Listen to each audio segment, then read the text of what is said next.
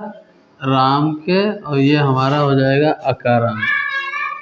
अकारांत यहाँ पर अकारांत मतलब यहाँ पर बड़ा आग डंडा आ रहा है इसलिए अकारांत। जैसे ई होता तो इकारांत, री होता तो रिकारांत, ठीक है, ऊ होता तो उकारांत, ऊ।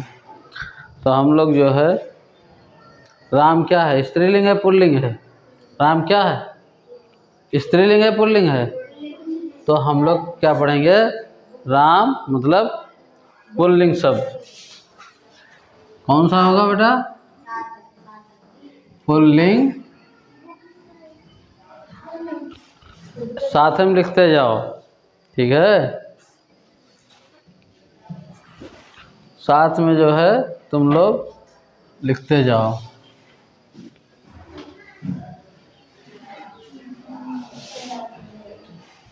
अपनी किताब से उतार भी लो, इन लोगों के पास किताब हैं, ठीक है। शब्द, अब यहाँ पर वचन देखेंगे, कहाँ पर वचन लिखेंगे, किधर हैं? ये तो पिछली बार हमने लिखवाया भी है। यहाँ पर क्या लिखा हमने, राम क्या है, पुल्लिंग। अगर यहाँ पर रमा होती तो क्या होता, रमा क्या है, लड़की का नाम, रमा मतलब स्त्रीलिंग। अब यहाँ जो है हम लोग लिखेंगे विभक्ति, एक वचन, द्विवचन और बहुवचन। विभक्तियाँ किधर लिखेंगे बेटा, बाएं तरफ। विभक्ति किधर लिखते हैं हम लोग, बाएं तरफ। किधर लिखते हैं, बाएं तरफ। फिर लिखेंगे एक वचन, द्विवचनम और बहुवचनम। यहाँ पर क्या लिखेंगे बेटा, एक वचनम। एक वचन मतलब एक, ठीक है।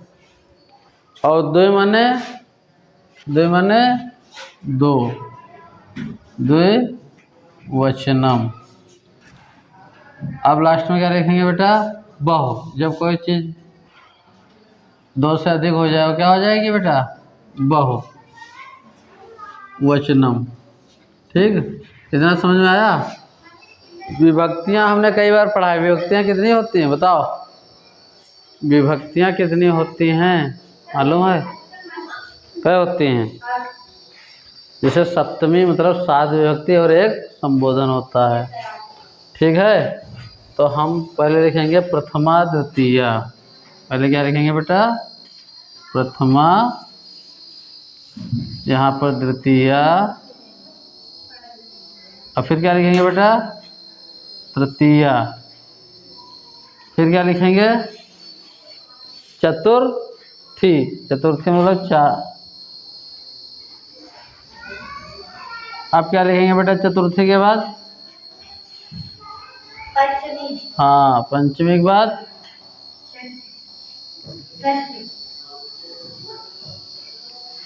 षष्ठी, सप्तमी, फिर सप्तमी। इतना समझ में आया। ये हमारी हैं विभक्तियाँ। अब क्या होगा लास्ट में, जैसे हे राम, ये क्या है, संबोधन।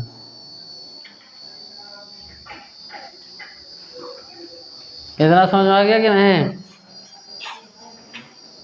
अगर इतना समझ में आ गया है तो अब देखो, जैसे राम का शब्द रूप कैसे चलेगा। पहली लाइन हम पढ़ेंगे, रामः रामम। पढ़ो, लिखते जाओ। पहली लाइन में क्या होगा, प्रथमा में बेटा रामः, क्या होगा, फिर क्या होगा, दूसरी लाइन में रामम, क्या होगा, रामः रामम, रामेण, रामाय, फिर रामाय के बाद रामात,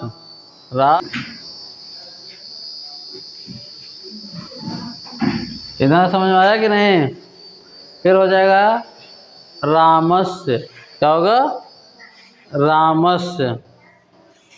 रामस्य कहाँ होगा, रामस्य होगा तुम्हारा षष्ठी में।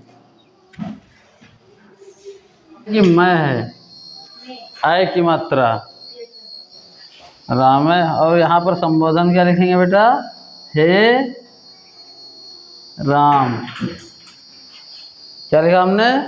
हे राम। यहाँ पर देखो ये चिन्ह लगेगा हमारा संबोधन में। पहली लाइन क्या है? प्रथमा में एक वचन क्या लिखा है? रामः। हमारे साथ हम बोलते जाओ। पहली एक वचन में क्या लिखा है? पहली विभक्ति में प्रथमा में रामः, रामम, रामेण, रामाय, रामात, रामस्य, रामय और हे राम। रामेण, रामाय, रामात, रामस्य, रामय और हे राम। इतना हो गया।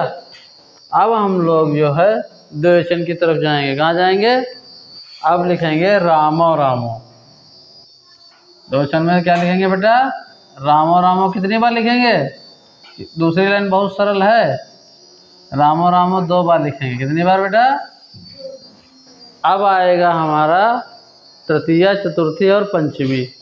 उसमें लिखेंगे रामाभ्याम। रामा, ये कितनी बार लिखेंगे? रामाभ्याम कितनी बार होगा बेटा? 3 बार। इतना याद करते जाओ। रामाभ्याम इतना लिख दिया। ये हो गया बेटा तृतीया, तृतीया, चतुर्थी और पंचमी। तृतीया, चतुर्थी और पंचमी। अब बचा षष्ठी और सप्तमी। इसमें क्या लिखेंगे? रामयोः रामयोः। क्या लिखेंगे? षष्ठी और सप्तमी में क्या लिखेंगे?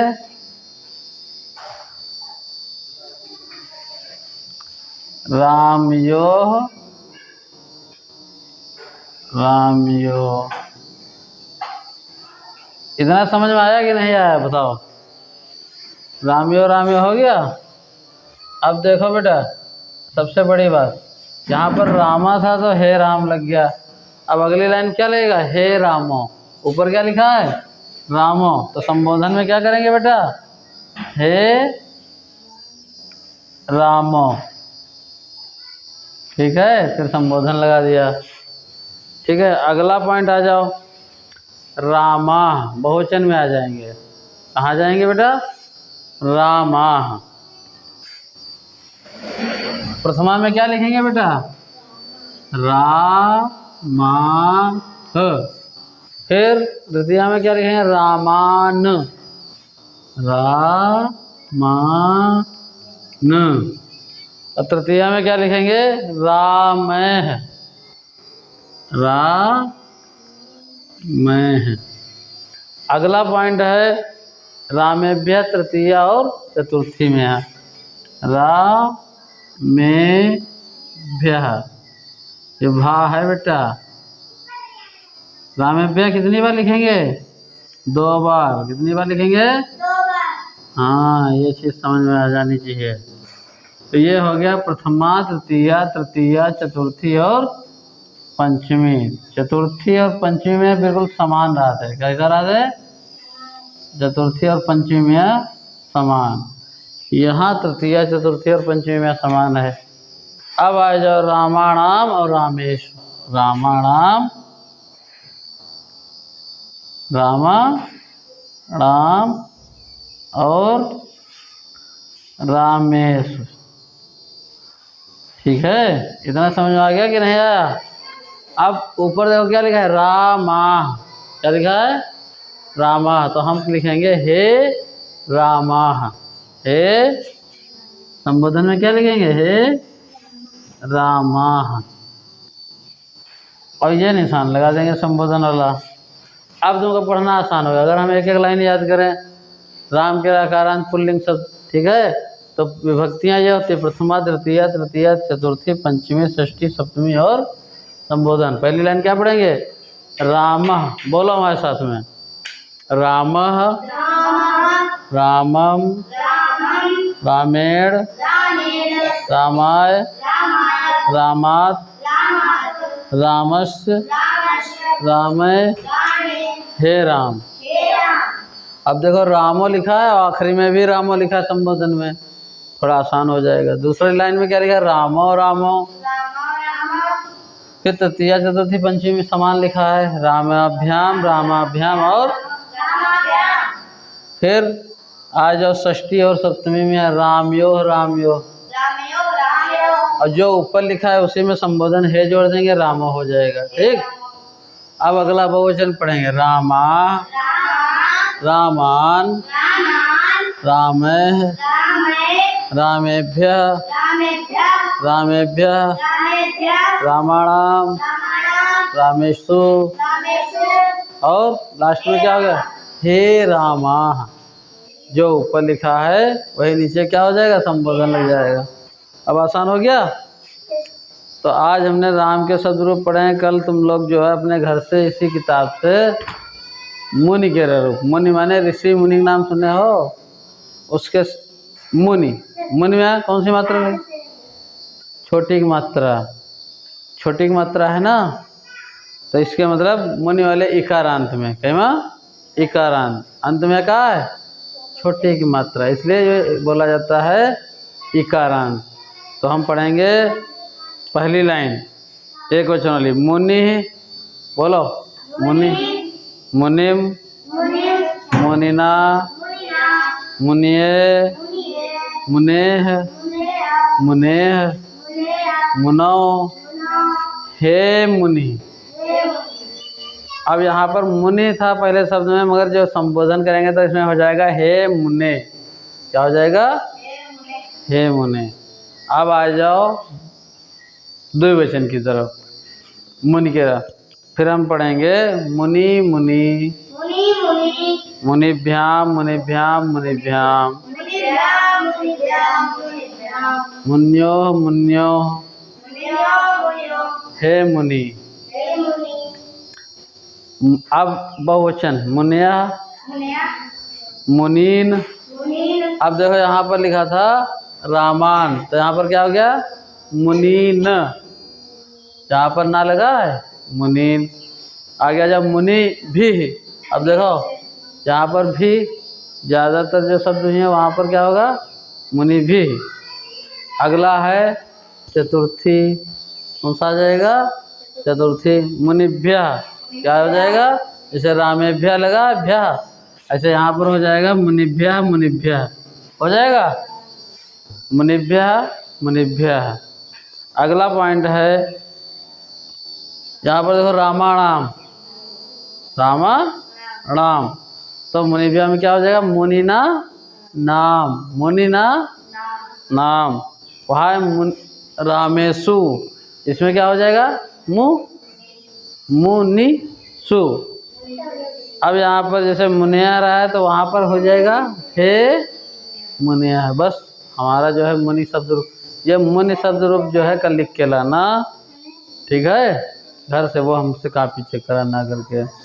तो आज हम लोगों ने जो है शब्द रूप पढ़े हैं, क्या पढ़े हैं, शब्द रूप। कल हम लोग में भी पढ़ेंगे और कारक भी पढ़ेंगे, ठीक है। आज की क्लास समाप्त।